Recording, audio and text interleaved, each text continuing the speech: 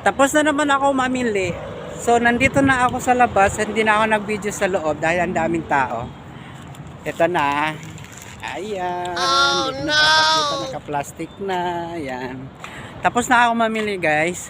Ngayon, alam nyo, tagal na ako naglalaway sa mga nakikita ko. Pero nakakain ko naman. Nahanap ko na yung tuyo. Nakabili na ako ng tuyo. Bumili ako ng tuyo, guys.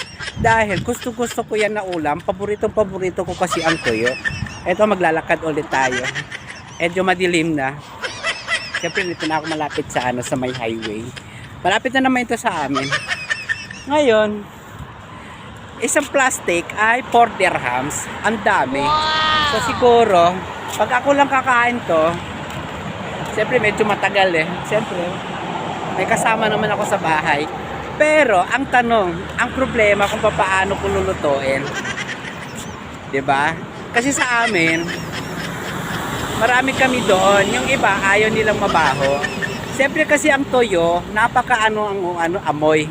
Konting lang, kunyari, isa lang lulutuin mo, tapos kumbaga kahit isa o dalawa ang lulutuin mo ay niya, sumisingaw na yung amoy. Kaya itong problema. So, ang gagawin ko mamaya, pag tulog na sila or nasa loob na sila ng kwarto, saka ako lulutuin. Diba? Mindset. Dito ako sa highway, patawid. Tapos na ako. Tapos na ako mamili. Dumaan ulit ako dito sa isang tindahan. Malapit dito sa amin. Dumaan ulit dito ako kasi hindi mawawala ang paborito kong chai karak. Yeah. Hindi yan mawawala. Kada labas ko, tuwing lumalabas ako, talagang hindi mo mawawala yan.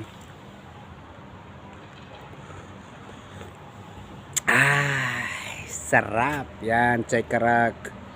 Tingnan nyo, oh. Hindi yan mawawala pag lumalabas ako. Diba?